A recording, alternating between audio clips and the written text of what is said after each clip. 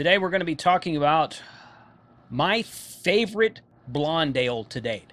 I'm actually kind of on a mission to find a blonde ale that I like better than this one, just because I think it'd be fun to do. But this is my favorite blonde ale coming up today on Texas Brew Crafters.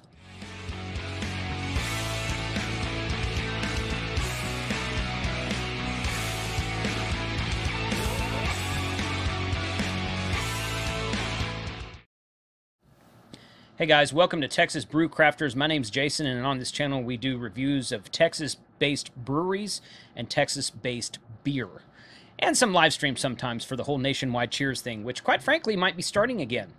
On a little bit larger of a scale because of all the cutbacks, especially in Texas. Wow. Okay, if that's something that interests you, consider subscribing below and hit that like button so that YouTube knows that people are actually watching these videos. It does help. It actually does help.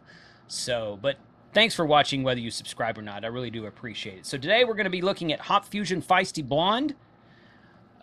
Fusion has a series of beers that they call the Ex-Girlfriend series. They have a Feisty Blonde and a Feisty Redhead. And I thought they had a Feisty Brunette at one point in time. I could be wrong about that. That was like a porter or a stout, like a dark beer. If they don't have that, then they should. That should be a thing. Because I love porters and stouts anyway, so that should really be a thing. I think that should be a thing. Anyway, Feisty Blonde is a honey vanilla blonde. And quite frankly, it's not very sweet. It's more spicy. It's got a little bit, it's got a slight hint of what I would call a spice to it. But the description on the can reads, "This bronze golden ale combines deeply aromatic orange blossom honey with a touch of pure Mexican vanilla and raw piloncillo." I don't know what that is. Piloncillo. Piloncillo in Spanish, or pilonchillo if it's Italian. I don't know what that is. To round out its smooth finish. Brewed with 4 grains and 2 varieties of hops for a balanced but unpasteurized and unfiltered to allow the natural essence of the citrus blossom to shine. So I think the Mexican vanilla is kind of what I taste, because it's got this spice to it that's just, it's just good. It's just so good. This is definitely my favorite blonde ale. I like porters and stouts so much, but when it's hot, when it's 95, 100 degrees out in Texas, as it is right now because it's June, this is good.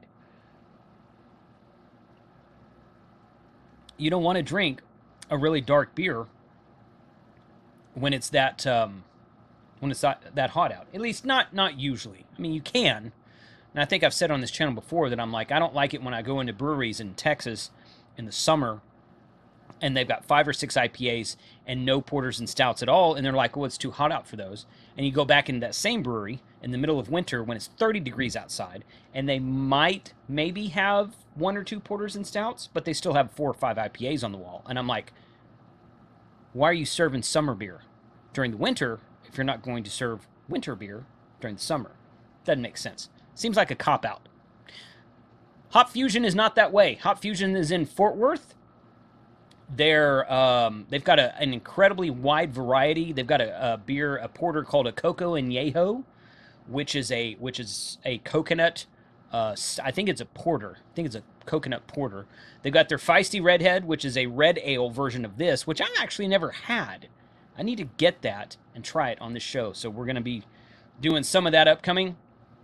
I've picked up some local blonde ales from other breweries around the area, and I want to do a versus. I want to say, okay, we're going to do Fusion Feisty Blonde versus this blonde ale, and this blonde ale versus that blonde ale. But I wanted to do a video on this one first because this one's my favorite, and like I said, I'm on a mission to find one that I like better than this. Not because I want to get rid of this one, just you're always wanting to grow. You're always wanting to expand. You're always wanting to find something that's just a little bit better than what you like right now. But if I had to drink this blonde ale and no other blonde ale for the rest of my life, I would be happy, because this is fantastic.